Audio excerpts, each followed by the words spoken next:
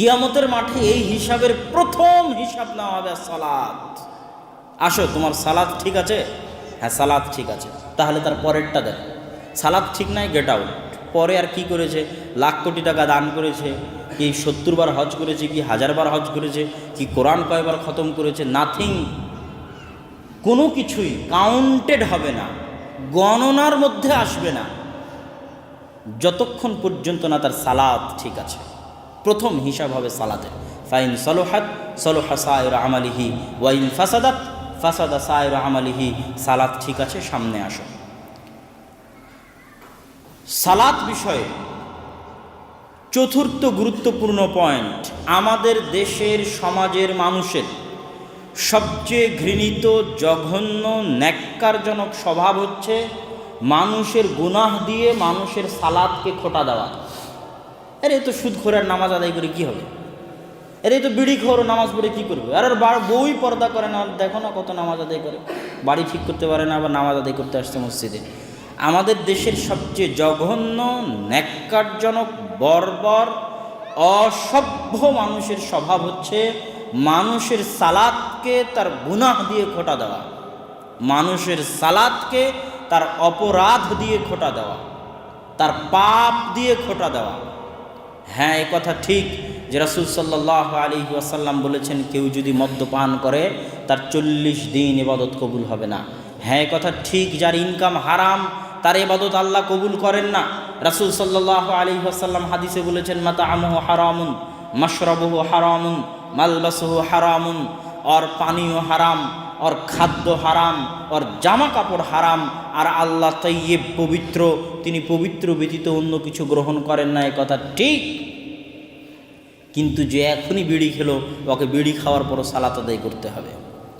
যে এখনই সুদের ব্যাংকে চাকরি করে, আর বাড়ি গাড়ি ধন সম্পদ টাকা পয়সা সবই সুদের টাকায় পরিপূর্ণ, ওরে এক ওয়াক্ত সালাত আল্লাহর দরবারে কবুল হবে না, তবুও ওকে সালাত আদায় করতে হবে। ওই যে পুলিশ এখনই টেবিলের নিচ দিয়ে লাখ টাকা ঘুষ নিল, আর ওই ঘুষের টাকা হারাম, কিন্তু ঘুষ খাইয়ে উঠে ওকে সালাত আদায় করতে হবে। অবৈধ সম্পর্ককারী পতিতলায় গেছে জেনা করতে, জেনা করে পতিতলায় থেকে বের হলো, নামাজের সময় হয়েছে, ওকে নামাজ আদায় করতেই হবে, নাহলে ওকে পিটিয়ে নামাজ আদায় করানো হবে। কি জন্য?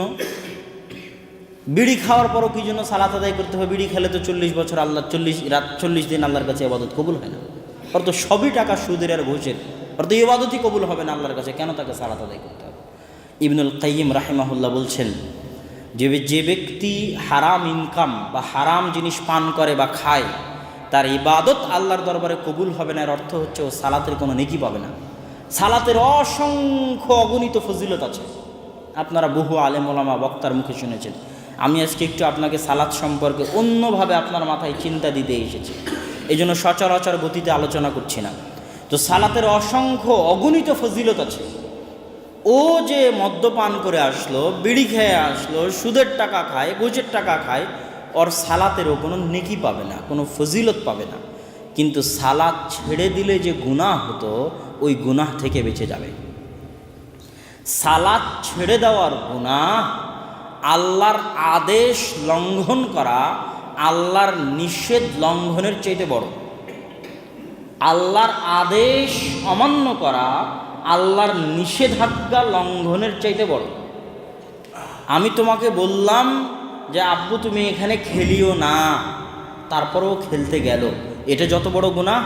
আমি বললাম, এই তুমি 5 মিনিটের মধ্যে এখানে আসো, তো ও 5 মিনিটের মধ্যে এখানে আসলো না, মানে আসলোই না, আমার কথা শুনলো না, এইটা ওই নিষেধাজ্ঞার চাইতে বড় গুনাহ। আমি বলেছি সুদ খায়ও না, ও সুদ খেয়েছে। আমি বলেছি নামাজ পড়, ও নামাজ পড়েনি। সুদ খাওয়ার গুনাহের চাইতে সালাত ছেড়ে দেওয়ার গুনাহ বড়। আমি বলেছি গান শুনিস না, ও গান শুনেছে। আমি ওকে বলেছি নামাজ পড়, ও নামাজ পড়েনি। গান শোনার গুনাহের চাইতে সালাত ছেড়ে দেওয়ার গুনাহ 100 গুণে বড়। ঘুষ খাওয়ার গুনাহের চাইতে সালাত ছেড়ে দেওয়ার গুনাহ 100 গুণে বড়। আল্লাহর সাথে শিরিক করার পরে পৃথিবীতে সবচেয়ে বড় গুনাহগুলোর একটা বড় গুনাহ হচ্ছে সালাত পরিত্যাগ করা, 5 ওয়াক্ত সালাত পরিত্যাগ করা। ইবনুল কাইয়িম বলছেন ও বিড়ি খেয়েছে, ওকে তাও সালাত আদায় করতে হবে, না হলে সালাত ছেড়ে দেওয়ার গুনাহ আর বিড়ি খাওয়ার গুনাহের চাইতে বড়। তবে সালাত আদায় করলে ও কোনো নেকি পাবে না, ও কোনো ফজিলত পাবে না। কেন? ও হারাম জিনিস খেয়েছে, 40 দিনের ইবাদত কবুল হবে না। ও এখনই পতিতালয় থেকে বের হয়ে আসলো, তবুও ওকে সালাত আদায় করতে হবে। ও এক্ষুনি ঘুষ খেয়ে আসলো, তবুও ওকে সালাত আদায় করতে হবে। ও এক্ষুনি জুয়া খেলে আসলো, তবুও ওকে সালাত আদায় করতে হবে। ওর বাড়িতে কেউ পর্দা করে না, তবুও ওকে সালাত আদায় করতে হবে। দুনিয়াতে কেউ কাউকে কারো গুনাহের জন্য আর সালাতকে ছোট করতে পারবে না। সালাত আদায় করতে বাধ্য, পিটিয়ে সালাত আদায় করানো হবে। যত বড় গুনাহগার হোক, যত বড় গুনাহগার হোক, যতক্ষণ মুসলমান আছে ততক্ষণ সালাত আদায় করতে হবে। গুনাহের কারণে সালাত ছাড়তে পাবে না। ইন্নাস সালাতা তানহা আনিল ফাহশাই ওয়াল মুনকার। কি জন্য সালাত আদায় করতে হবে? মানুষ পৃথিবীতে যত গুনাহের সাথে সম্পৃক্ত থাকে, গুনাহ করার পরেও কেন সালাত আদায় করতে হবে? মানুষ পৃথিবীতে যত গুনাহের সাথে সম্পৃক্ত থাকে তার মূল কারণ হচ্ছে মনের উপর কন্ট্রোল ক্ষমতা নাই। মনের উপর কি নাই? কন্ট্রোল ক্ষমতা নাই। রাসূল সাল্লাল্লাহু আলাইহি ওয়াসাল্লাম বলেছে, হুজিবাতিন নার বিশাহওয়াত, জাহান্নামকে ঘিরা আছে মনের চাহিদা দিয়ে, মনের চাওয়া দিয়ে। তো মনের চাওয়ার কাছে মানুষ এত দুর্বল যে মানুষ জাহান্নামে চলে যাবে ভয়ঙ্কর আগুন হওয়ার পরও। জিবরাইলের লম্বা হাদিস আলাইহিস সালাতু ওয়াস সালাম। তো মানুষের মনের উপর কন্ট্রোল ক্ষমতা দুর্বল থাকার কারণেই মানুষ গুনাহে লিপ্ত হয়। আল্লাহ বলছেন, ইন্নাস সালাতা তানহা আনিল ফাহশাই ওয়াল মুনকার। সালাত তোমাকে গুনাহের কাজ থেকে বাঁচাবে। কি জন্য গুনাহের কাজ থেকে বাঁচাবে? 5 ওয়াক্ত সালাত আদায়ে যদি কেউ অভ্যাসী হয়, তাহলে মনের উপর কন্ট্রোল ক্ষমতা প্রতিষ্ঠার প্রথম ধাপ সে অতিক্রম করতে পারবে। 5 ওয়াক্ত সালাত জামাতে আদায় করা এত সহজ নয় বাবা, অনেক অনেক কঠিন। রাসূল সাল্লাল্লাহু আলাইহি ওয়াসাল্লাম এমনি বলেননি, কেউ যদি টানা 40 দিন তাকবীরে তাহরিমা, প্রথম তাকবীর আল্লাহু আকবার মিস না দিয়ে টানা 40 দিন 5 ওয়াক্ত সালাত আদায় করে, ও মুনাফিকি থেকে মুক্ত, ও জাহান্নামের আগুন থেকে মুক্ত। কিন্তু এই ফজিলত পাওয়া তো সহজ না। আপনি শুরু করে দেখেন, 2 দিনের পরে 3 দিনের দিন মিস করবেন, 3 দিনের পরে 4 দিনের দিন মিস করবেন, 10 দিন টানা আদায় করছেন, 15 দিনের দিন মিস করবেন। মনের ওপর এই রকম কন্ট্রোল ক্ষমতা প্রতিষ্ঠা করা যে 5 ওয়াক্ত সালাতে নিয়মিত জামাতে সালাতে উপস্থিত হতে পারবে, যে পারে, ওর মনের উপর কন্ট্রোল ক্ষমতা প্রতিষ্ঠার প্রথম ধাপ অতিক্রম করে ফেলেছে। এই জন্য বলা আছে, ইন্নাস সালাতা তানহা আনিল ফাহশাই ওয়াল মুনকার। এই জন্য সালাত ছাড়া যাবে না, সালাত ধরে রাখতেই হবে। যত বড় গুনাহগার হন, আপনাকে মাথায় এটা ইনস্টল করে নিতে হবে, সালাত ছাড়বো না। সালাতের উপর কন্ট্রোল ক্ষমতা আপনার যত প্রতিষ্ঠিত হবে, আপনার মনের উপর নিয়ন্ত্রণ তত প্রতিষ্ঠিত হবে। আর মনের উপর নিয়ন্ত্রণ প্রতিষ্ঠার শেষ ধাপ, শেষ ধাপ, যার উপরে আর কোনো ধাপ নাই যেটা অতিক্রম করা যায়, সেটা হচ্ছে তাহাজ্জুদের সালাত নিয়মিত আদায়ে অভ্যাসী হওয়া। যারা তাহাজ্জুদের সালাত নিয়মিত আদায়ে অভ্যাসী, তারা মনের উপর কন্ট্রোল ক্ষমতা প্রতিষ্ঠার শেষ ধাপে পৌঁছে গেছে। এদের গুনাহ এমনিতেই কম হবে, যেহেতু এদের মনের উপর কন্ট্রোল ক্ষমতা এরা প্রতিষ্ঠা করতে পেরেছে। এই জন্য যত বড় গুনাহগার হন, সালাত পরিত্যাগ করা যাবে না। সালাত আপনাকে গুনাহ থেকে বাঁচাবে। সালাত আদায়ের অভ্যাস আপনাকে একদিন ওই গুনাহ পরিত্যাগ করতে সহযোগিতা করবে। কিন্তু সালাত ছেড়ে দিলে আপনি কোন রাস্তায় উল্টে পড়ে মরে থাকবেন, এটাও আল্লাহ সুবহানাহু ওয়া তাআলা পরোয়া করবে না।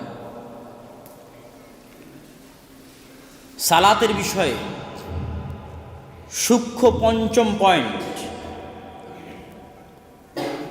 সালাতের জন্য যত শর্ত আল্লাহ সুবহানাহু ওয়া তাআলা দিয়েছেন, পৃথিবীতে আর কোনো ইবাদতের জন্য আল্লাহ সুবহানাহু ওয়া তাআলা এত শর্ত দেননি।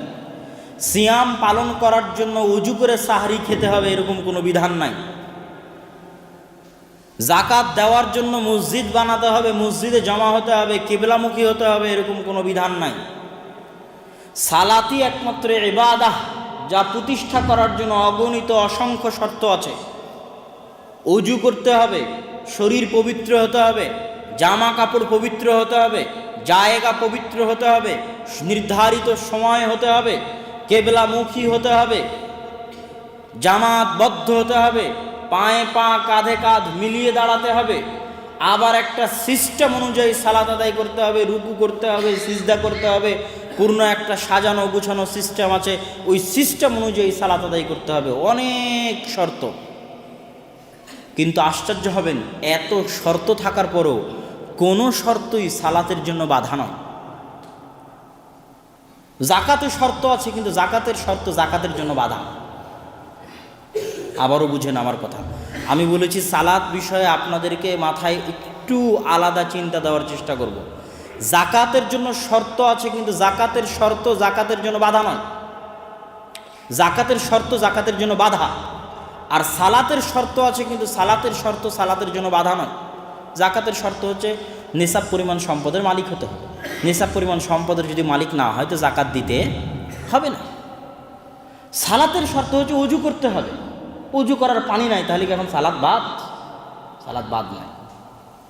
ওযু করার পানি নাই, মাটিতে তায়াম্মুম করো। আরে তায়াম্মুম করার মাটিও নাই, সালাত কি বাদ? সালাত কি বাদ হবে? বাদ হবে না। তোমার যে পবিত্র জামা কাপড় দরকার, পবিত্র জামা কাপড় না, অপবিত্র আছে, শর্ত পূরণ হচ্ছে না, সালাত কি বাদ হবে? বাদ হবে না। কেবলামুখী হয়ে সালাত আদায় করতে হয়, কেবলা চেনা যাচ্ছে না, কি করব? সালাত কি বাদ হবে? শর্ত তো পাওয়া যাচ্ছে না, সালাত কি বাদ হবে? হবে না। দাঁড়িয়ে সালাত আদায় করতে হয়, রুকু করতে হয়, সিজদা করতে হয়। আমি যে রুকু করতে পারি না, সিজদাও করতে পারি না, ঠিক মতো দাঁড়াতেও পারি না, আমার কি সালাত বাদ হবে? সূরা ফাতিহা পড়ে সালাত আদায় করতে হয়, আমার সূরা ফাতিহা জানা নাই, আমার কি সালাত বাদ হবে? সালাত বাদ হবে না। এমন কোনো শর্ত পৃথিবীতে নাই, অথচ সবচেয়ে বেশি শর্ত দেওয়া আছে সালাতের ক্ষেত্রে, আর অন্য কোনো ইবাদতে এত শর্ত দেওয়া নাই। কিন্তু আশ্চর্যজনক হলো সত্য যে সালাতের কোনো শর্তই সালাতের জন্য বাধা নয়। একটা শর্ত যদি পূরণ না করতে পারে মানুষ, তবু অজুহাত দিতে পারবে না, বলতে পারবে না আমার প্যান্টে পেশাব লেগে আছে তাই সালাত আদায় করতে পারছি না, বলতে পারবে না যে আমার সূরা ফাতিহা মুখস্থ নাই তাই সালাত আদায় করতে পারছি না, বলতে পারবে না যে আমি অসুস্থ তাই সালাত আদায় করতে পারছি না। পৃথিবীতে এমন কোনো পরিবেশ নাই, এমন কোনো পরিস্থিতি নাই যেটার অজুহাত দিয়েও সালাত থেকে বাঁচতে পারে, কিচ্ছু নাই। কি জন্য? ওয়া আকিমিস সালাতা লিযিকরি, সালাত কায়েম করো আমাকে স্মরণ করার জন্য। সালাত কায়েম করতে হবে কিসের জন্য? আল্লাহকে স্মরণ করার জন্য। আল্লাহকে স্মরণ করাটা হচ্ছে মুখুল ইবাদাহ, ইবাদতের সার নির্যাস, মূল ইবাদত, যেটা আল্লাহ তার নবী রাসূলদের কাছেও চায়। ইউনূস আলাইহিস সালাতু ওয়াস সালাম যখন বিপদে, তিনি বললেন লা ইলাহা ইল্লা আনতা সুবহানাকা ইন্নী কুনতু মিনাজ জালিমিন। আল্লাহ সুবহানাহু ওয়া তাআলা বললেন, ইউনূস যদি মাছের পেটে লাউলা ইউসাব্বিহ, যদি আমাকে স্মরণ না করত তাহলে সে থেকে যেত মাছের পেটে ইলা ইয়াউমি ইউবাসুন, কিয়ামত পর্যন্ত। আল্লাহর নবী, আল্লাহ তাকে নবী করে পাঠিয়েছেন, তারপরেও আল্লাহ বলছে ও যদি আমাকে না ডাকে, আমাকে স্মরণ না করে, ওকে মাছের পেটে রেখে দেবো কিয়ামত পর্যন্ত। আমাকে স্মরণ করেছে তাই বাঁচিয়ে দিয়েছি। মুসা আলাইহিস সালাতু ওয়াস সালামকে বলছেন যাও ইযহাব ইলা ফিরআউন, ফিরআউনের নিকটে যাও, দাওয়াত দাও। মুসা আলাইহিস সালাতু ওয়াস সালাম সমস্যার ফিরিস্তি নিয়ে বসে গেলেন। আল্লাহ, আমার জিহ্বা ঠিক নাই, সঠিকভাবে কথা বলতে পারি না, আমার সাথে পরামর্শ করার জন্য আমার ভাইকে দেন যাতে আমার বাহু শক্ত হয়, আমি যাতে ভয় না পাই।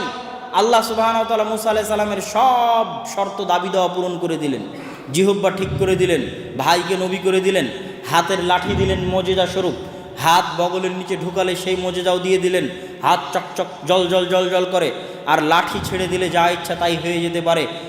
অনেক মুজিজা দিয়ে সব দাবি দেওয়া পূরণ করে দিয়ে এবার আল্লাহ সুবহানাহু ওয়া তাআলা মুসা আলাইহিস সালামকে পাঠাচ্ছেন।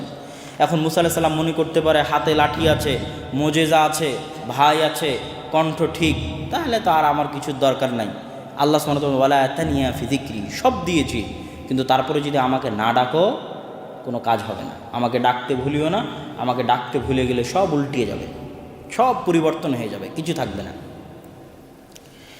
তো মুখুল ইবাদাহ, ইবাদতের সারমর্ম হচ্ছে আল্লাহকে স্মরণ করতে হবে, আল্লাহকে ডাকতে হবে। ওয়ামা খালাকতুল জিন্না ওয়াল ইনসা ইল্লা লিয়াবুদুন, মানুষ এবং জিনকে সৃষ্টি করা হয়েছে ইবাদতের জন্য। আর এই ইবাদতের 1 নাম্বার টপ লেভেলের পয়েন্ট হচ্ছে আল্লাহকে স্মরণ করা। আর আল্লাহকে স্মরণ করানোর জন্যই দেওয়া হয়েছে সালাত। আর আল্লাহকে স্মরণ করার জন্য ওযু করা জরুরি নয়, আল্লাহকে ডাকার জন্য পবিত্র হওয়া জরুরি নয়, আল্লাহকে ডাকার জন্য স্মরণ করার জন্য রুকু দেওয়া জরুরি নয়, আল্লাহকে স্মরণ করার জন্য সিজদা দেওয়া জরুরি নয়, আল্লাহকে স্মরণ করার জন্য কিবলামুখী হওয়া জরুরি নয়, আল্লাহকে স্মরণ করার জন্য মসজিদে আসা জরুরি নয়, আল্লাহকে স্মরণ করার জন্য জামাতবদ্ধ হওয়া জরুরি নয়। পৃথিবীর যে কোনো প্রান্তে, যে কোনো পরিস্থিতিতে, যে কোনো অবস্থায়, যতক্ষণ মানুষের জ্ঞান আছে, যতক্ষণ মানুষের হুঁশ আছে, ততক্ষণ পৃথিবীর যে কোনো পরিস্থিতিতে, যে কোনো অবস্থায়, দিনে রাতে 24 ঘন্টায় 5 বার আল্লাহকে স্মরণ করতে মানুষ বাধ্য। এই জন্য সব শর্ত মওকুফ পূরণ না করতে পারলে তবুও ডাকতে হবে। ডাকার জন্য তো কিছু লাগে না। অসুস্থ মানুষ সিজদা দিতে পারে না, রুকু করতে পারে না, বিছানায় পড়ে আছে, হুঁশ ঠিক আছে, আল্লাহকে ডাকবে।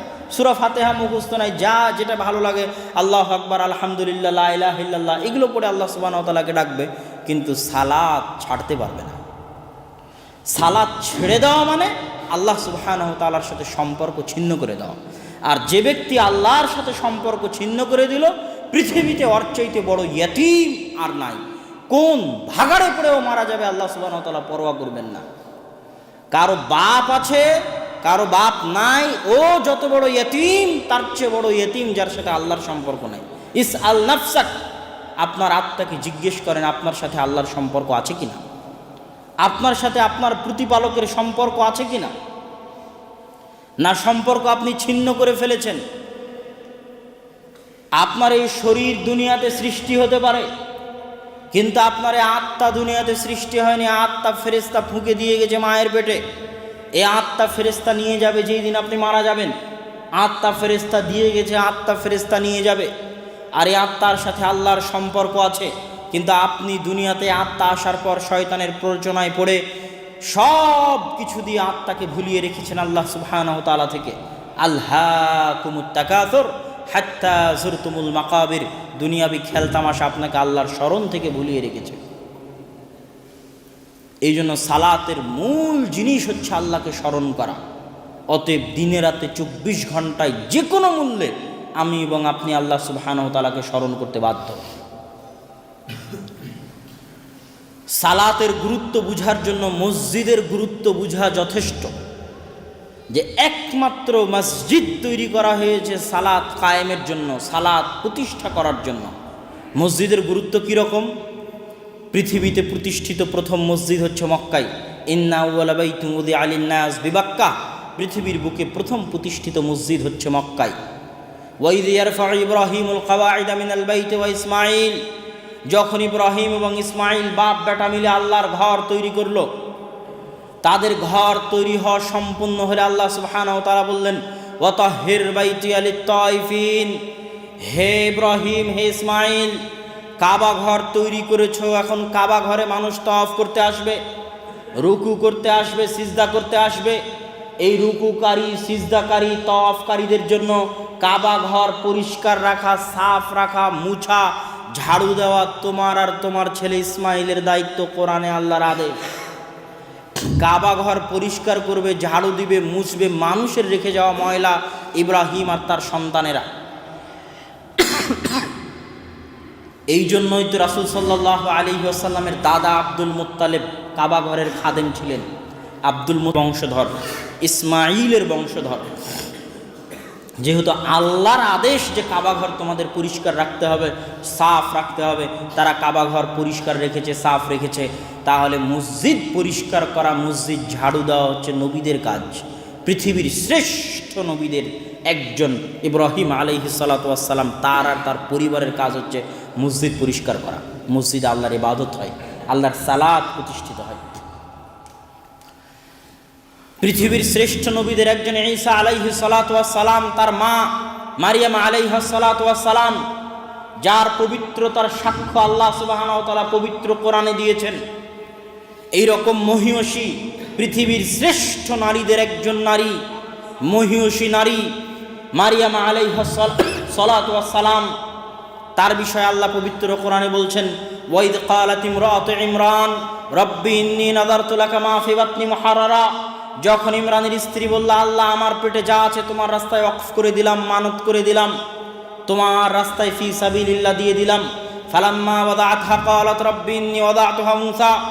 কিন্তু যখন সন্তান প্রসব করলো তখন মারিয়াম বলছে, তখন ইমরানের স্ত্রী বলছে, হে আল্লাহ আমি তো মেয়ে সন্তান প্রসব করেছি, আল্লাহর রাস্তায় দিতে চেয়েছিলাম, কিভাবে দিব? আল্লাহ দেওয়ার ব্যবস্থা করে দিলেন, খালুকে দায়িত্ব দিয়ে দিলেন। আল্লাহর রাস্তায় দেওয়া মানে ফিলিস্তিনের বাইতুল মুকাদ্দাস মসজিদ ঝাড়ু দেওয়া, পরিষ্কার করা, সাফ রাখা, মুছা হচ্ছে পৃথিবীর মহীয়সী নারী, যার পবিত্রতার বর্ণনা আল্লাহ সুবহানাহু ওয়া তাআলা কোরআনে দিয়েছে।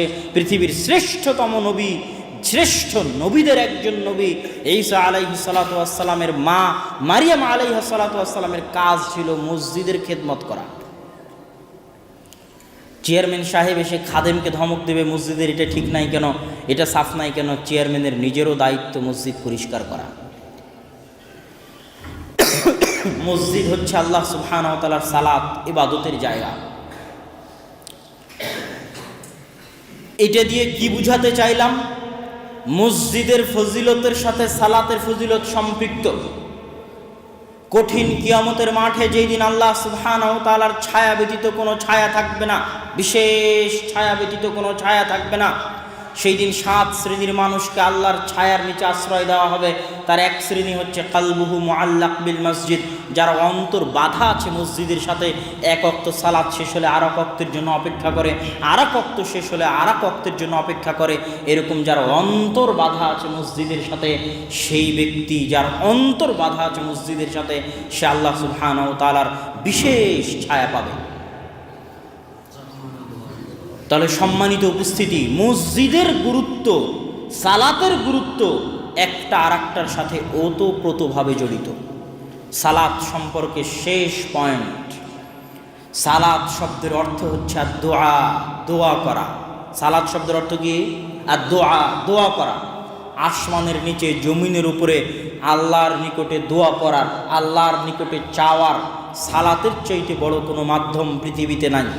আসমানের নিচে জমিনের উপরে আল্লাহর কাছে কিছু চাওয়ার, আল্লাহর নিকটে দোয়া করার বড় কোনো মাধ্যম সালাতের উপরে নাই। সালাতের চাইতে বড় কোনো মাধ্যম আসমানের নিচে জমিনের উপরে আল্লাহর কাছে চাওয়ার নাই। বৃষ্টি হয় না, বৃষ্টি চাইতে হবে আল্লাহর কাছে। রাসূল সাল্লাল্লাহু আলাইহি ওয়াসাল্লাম মসজিদে সবাইকে নিয়ে একসাথে হাত তুলে দোয়া করে আল্লাহর কাছে বৃষ্টি চাইতে পারতেন।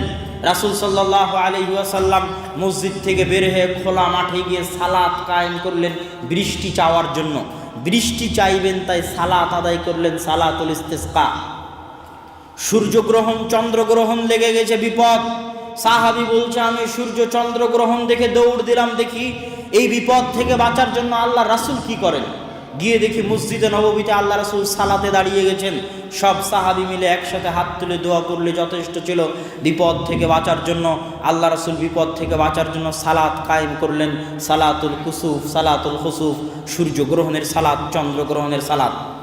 মৃত ব্যক্তি মারা গেছে, লাশ, ওই মৃত ব্যক্তির জন্য দোয়া করতে হবে আল্লাহর দরবারে। রাসূল সাল্লাল্লাহু আলাইহি ওয়াসাল্লাম জানেন তার জন্য দোয়া চাইতে হবে।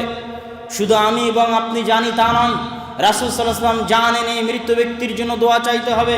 তিনি সাহাবীদের নিয়ে লাশকে সামনে রেখে একসাথে হাত তুলে দোয়া করে মাটিতে পুঁতে দিলেই পারতেন। তা না করে রাসূল সাল্লাল্লাহু আলাইহি ওয়াসাল্লাম সালাত কায়েম করলেন ওই মৃত ব্যক্তির জন্য দোয়া চাওয়ার জন্য। ওই মৃত ব্যক্তির জন্য দোয়া কামনার লক্ষ্যে রাসূল সাল্লাল্লাহু আলাইহি ওয়াসাল্লাম সালাত কায়েম করলেন। নাম হচ্ছে সালাতুল জানাজা। রাসূল সাল্লাল্লাহু আলাইহি ওয়াসাল্লাম পুরো ইসলামে যে কোনো অবস্থায়, যে কোনো পরিস্থিতিতে চাওয়ার জন্য সালাতের বিধান দিয়ে দিয়েছেন। একটা হচ্ছে সালাতুল হাজা, তারপরে হচ্ছে আপনি ইস্তেখার করতে চান, যে ইস্তেখারা করতে চান যে কোন সিদ্ধান্ত নেবেন কি নেবেন না, সেটার জন্য রাসূল সাল্লাল্লাহু আলাইহি ওয়াসাল্লাম সালাতের বিধান করেছে। এরকম অগণিত অসংখ্য বিধান আছে যেখানে আল্লাহর কাছে চাওয়ার জন্য সালাত দেওয়া হয়েছে। এই জন্য যে আল্লাহর কাছে চাওয়ার পৃথিবীতে সবচেয়ে বড় মাধ্যম কি বলেন তো? সালাত। ইয়া আইয়ুহাল্লাযীনা আমানুস্তাঈনু বিস-সাবরি ওয়াস-সালাহ, হে ইমানদারগণ, হে মুমিনগণ, আল্লাহর কাছে চাও, আল্লাহর কাছে দোয়া করো, আল্লাহর কাছে প্রার্থনা করো বিসসালাত, সালাত দিয়ে। হে মুমিনগণ, হে ইমানদারগণ, ইস্তাইনু, আল্লাহর কাছে চাও, আল্লাহর কাছে প্রার্থনা করো, আল্লাহর কাছে দোয়া করো বিসসালাত, সালাত দিয়ে। সালাত দিয়ে দোয়া করো, সালাত দিয়ে চাও। আল্লাহর আদেশ পবিত্র কোরআনে। ইব্রাহিম আলাইহিস সালাতু ওয়াস সালাম তার স্ত্রী সারা আলাইহিস সালাতু ওয়াস সালামকে নিয়ে যাচ্ছেন ফিলিস্তিন থেকে মিশরে খাদ্য সংগ্রহের উদ্দেশ্যে। জালিম বাদশাহ সুন্দরী মেয়েদের দেখলে তার সাথে খারাপ ব্যবহার করে। সেটা থেকে বাঁচার জন্য স্বামী স্ত্রী মিলে ভাই বোন পরিচয় দিলেন, রক্ষা হলো না। স্ত্রী এখন বাদশার দরবারে, বিপদ। একজন মহিয়সী পবিত্র নারীর কাছে তার ইজ্জত, তার আব্রু, তার সম্মান পৃথিবীর সবচেয়ে মূল্যবান জিনিস। একজন বিপদগ্রস্ত নারী, তাকে সাহায্য করার কেউ নাই, তাকে সহযোগিতা করার কেউ নাই।